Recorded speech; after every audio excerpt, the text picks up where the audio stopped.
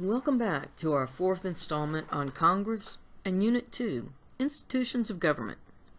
In this installment, we will look at congressional staff and support, roles of members of Congress, and privileges of congressional members.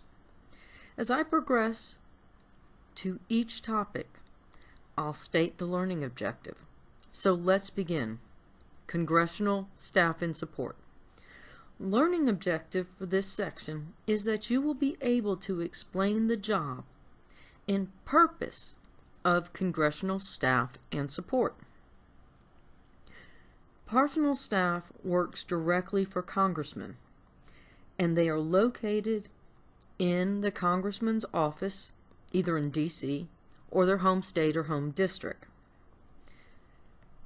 These are the people who will answer the congressman's phone, help you and I, the constituent, with issues that we may have before taking it to the congressman, aid the congressman in reading bills and marking bills up and pointing out flaws that might be in bills. So the personal staff is very important to the congressman. Committee staff. Committee staff work for the committees and the subcommittees. They conduct research on problems, on investigation, on witnesses, and they also analyze information in order to help the members of the committee or the subcommittees do their jobs. Lastly, we have support agencies. Support agencies provide services to members of Congress. They include, but aren't limited to, the Library of Congress and the Government Printing Office. Now let's turn to the roles of members of Congress. The learning objective is that you will be able to list and discuss the several roles of Congress members.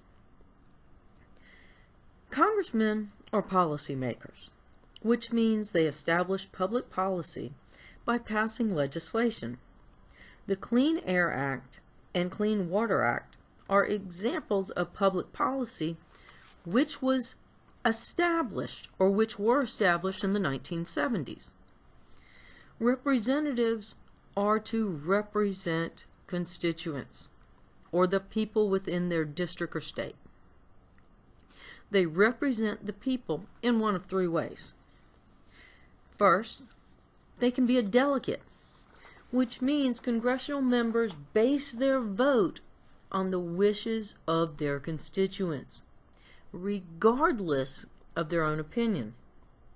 Secondly, they can be a trustee, which means after listening to the constituents and thinking about what was said, they vote based on their own opinions.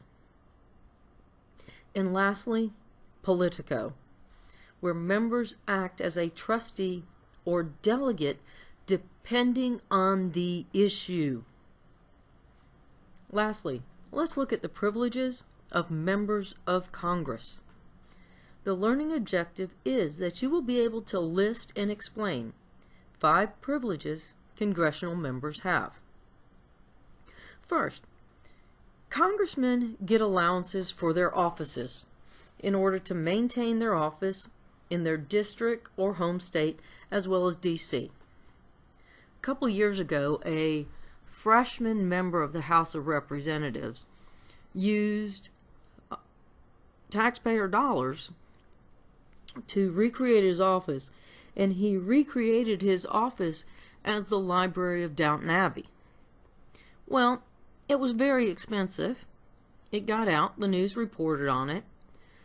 He ended up resigning his position in the House, going back to his home state, and promising the people of his home state that he would repay the taxpayer dollars that he used to create this grandiose office for himself in D.C.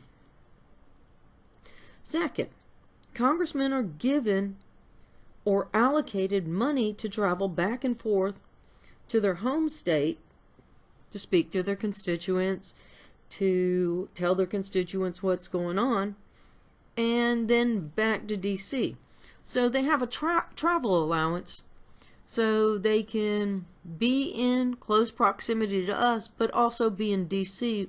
working for us. Thirdly, congressmen have what we call franking privileges, which means they have free mailing privileges. They get to mail items to you and I for free. Their signature acts as the postage.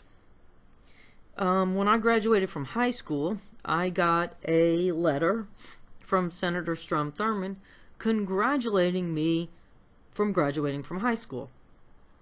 He used his franking privilege to mail those letters.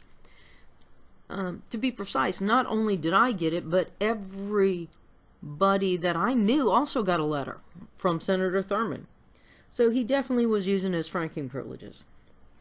Fourth, congressmen have immunity from arrest, which means they cannot be arrested for a crime while conducting congressional business.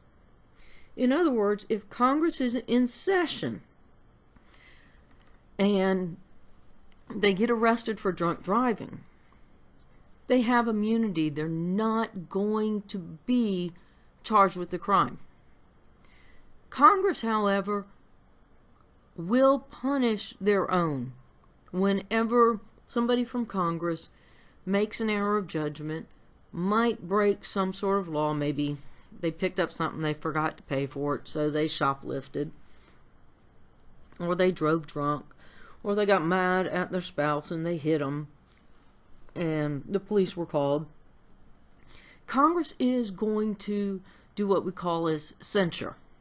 So Congress will censure their own. If what the congressman has done is extremely bad, that we the people, their constituents, don't like what they did, well, we can put enough pressure on that congressman to resign from their position. Lastly, congressmen have immunity from libel or slander suits. So all that's saying is, whatever a congressman says when they're giving a speech or they're debating a bill or an issue on the House or Senate floor, they are immune, or they have immunity from civil suits.